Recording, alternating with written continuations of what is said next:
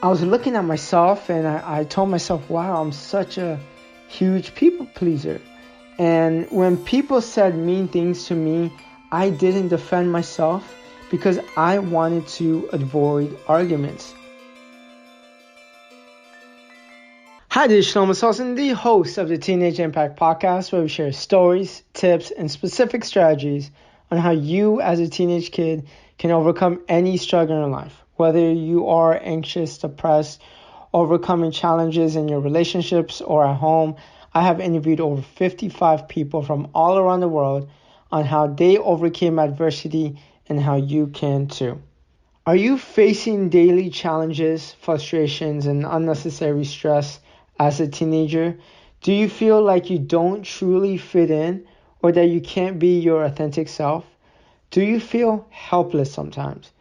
After conducting over 55 interviews of people who went through extreme hardships, I have found that resilience is the number one factor in overcoming any type of adversity. The good news is I put together a life-changing course called Building Resilience 101, where once you go through it, you will start your self-discovery process. You will learn how to manage your emotions, and you will learn how to be more resilient so these tough times won't define you.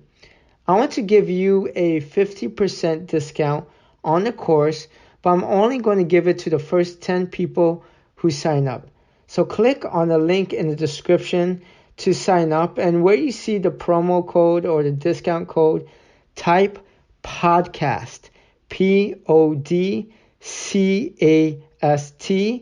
and you're going to receive 50% off, but I'm only going to give it to the first 10 people, so sign up right now.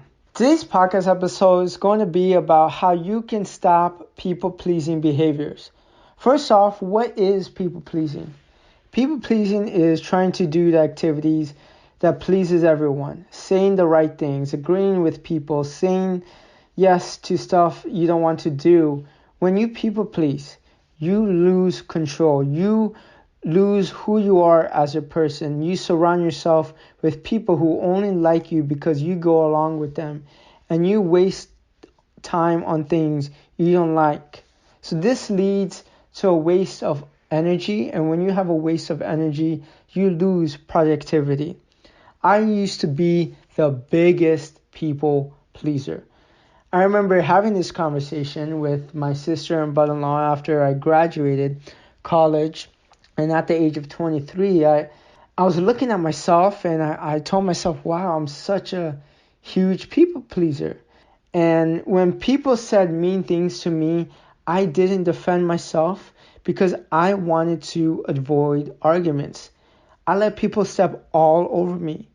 I didn't even guard my time. When people asked for my time, I always said yes because I didn't want to disappointment. This led to a lot of frustration in my life, and it led to a lack of confidence, and I didn't even know who I was because I was trying to please everyone else. After a while, I started pursuing my goals, and it wasn't easy. After saying yes to people for a long time, I started saying no to 95% of people. And when people invited me out, either they invited me to parties or go on vacation with them, I always said no. And I felt guilty at first, and people made me feel guilty because for the first time I wasn't saying yes. But I realized that I had a mission that I had to follow. I was pursuing my goals, and if I wanted to go all in on my goals, that meant I had to say no to a lot of things. I started speaking up for myself. If I didn't like something, I started speaking up for the first time. And if I had a problem with someone, I would direct it to that person. Now, this is not to say that I am perfect at it. I have came a long way in the past 5 or 6 years, still have a long way to go, but I have gotten significantly better. And I want to share with you 3 steps on how I stop people pleasing and how you can too. Step number 1, you must get to the root cause on why you have certain people-pleasing activities. saying yes to everything might make you feel important because maybe you can be lacking confidence. For me, I know I was bullied for 15 years. It took away a lot of my confidence, and I thought people didn't like me. And anytime I got to say yes to people, people were happy. People encouraged for me to say yes to them, and people praised me for saying yes to them, and that made me feel good. So for the first time, when I wasn't getting bullied, and when I went along with someone else to please them, it made me feel better because they would say nice things to me. But in reality, I was just trying to get external validation. When people bullied me, I felt like I didn't matter. But when I said yes to them, I felt for the first time in my life, I mattered and I got approval from them. Once I started working on myself, and when I started working on myself, I started increasing my confidence. I started pursuing this mission that was much greater than me. I started getting into personal development. I started reading. I started doing all these things, joining Toastmasters, giving speeches. And one by one, slowly, my confidence started to growing more year after year. And as my confidence grew, I didn't seek out outside approval as much. And because I didn't seek out outside approval as much, I didn't say yes just because I wanted someone else's validation. Also, on top of getting to the root cause, you must find out and discover what people-pleasing activities do you do the most. Do you say yes to people a lot? Do you hang out with people a lot? Do you not defend yourself? If you have a problem with someone, do you just stay silent? What people-pleasing activities do you do the most? Because once you find the root cause of what's causing you to do the people-pleasing activities, you must find out what people-pleasing activities do you do the most, so eventually you can eliminate them. Step number 2, determine what's really important to you. This happens in your self-discovery phase. Sometimes you feel lost and you aimlessly go through life, which is why you say yes to everything. Because when you aimlessly just go through life, you don't know what to say yes in and you don't know what to say no in. You don't guard your time as much as if you had one purpose, one mission in mind. And when you have that one purpose, when you have a mission statement, when you have a why, everything that is outside of your purpose in life, outside of your mission, outside of your why, you guard your time of things that don't align with who you are. When you have one direction in life, you become so laser focused. And if something doesn't support your direction, you say no. I remember being mentored by Brian Tracy. He's been a speaker for 40 plus years, spoken in over 100 countries around the world. And he said the most successful people in life say no more than they say yes. All this time, I thought I was doing a good thing by saying yes to everyone else's needs.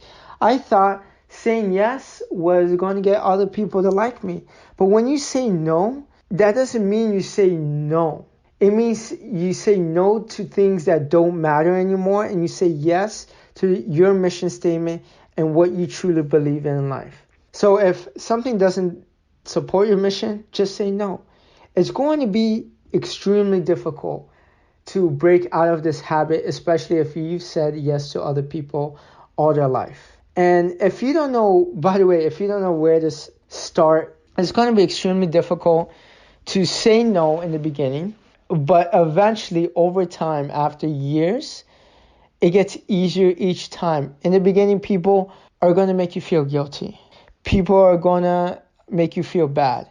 But if someone is your true friends and you're saying no to them for a particular reason, then your true friends will understand and your true friends will stick around.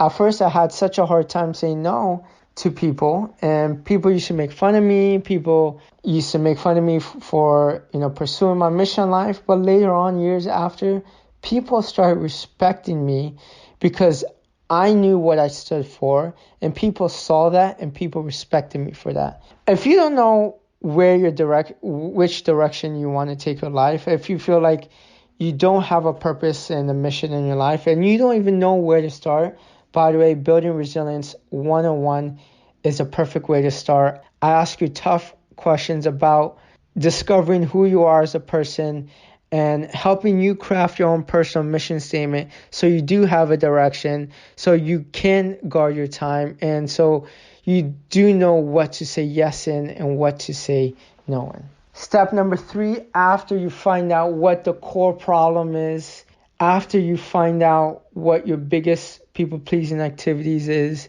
are, after you find out what your purpose and mission statement in your life is, the third and final step is you eliminate any appropriate pleasing activities. I said appropriate because people-pleasing activities can be good sometimes. Like, sometimes making your loved ones, whether it's your girlfriend, boyfriend, your parents, your siblings, whoever they are, your friends, sometimes making your loved ones happy for a specific purpose is a good thing. If you're happy about doing certain activities for them, then by all means do not eliminate those activities.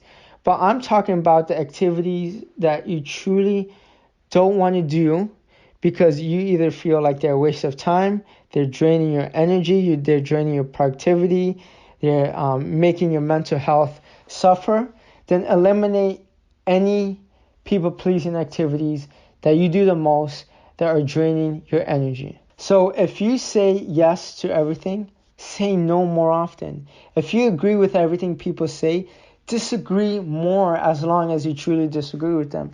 If you don't defend yourself of what you believe in, start speaking up more. It's going to, like I said, it's going to be difficult at first, but it's the things that make you really feel uncomfortable or the things that's going to help you grow. Remember, this is a long-term game. You're not going to stop all people-pleasing activities next week. You're not going to stop all people-pleasing activities in the next year. It's a long-term process. I started this process of stopping people-pleasing activities at the age of 23. I'm about to turn 29. That's 6 years later.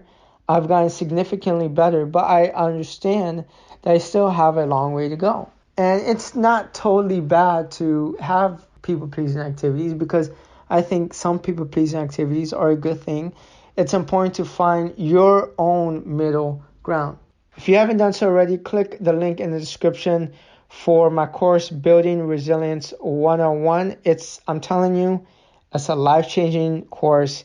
It's something that took me years and years and years to find out, spending thousands of dollars on mentors and coaches to help me learn some of these things. I'm going to teach you for a very affordable price. But once you click on the link and once you type in podcast, PODCAST, as a discount code, if you're one of the first 10 people who have signed up, then you will receive a 50% discount. So I hope this episode really helped you understand what your people-pleasing activities are, help you realize that maybe you need to do something to eliminate those people-pleasing activities.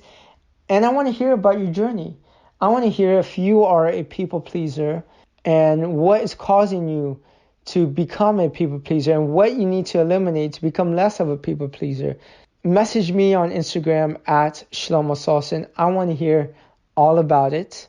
If you're not following me right now, follow me on Instagram at Shelomo Solson. The spelling's going to be in the description. If you do have any questions about any of the podcast episodes, feel free to message me. I'm always here as a friend. And until next time, peace.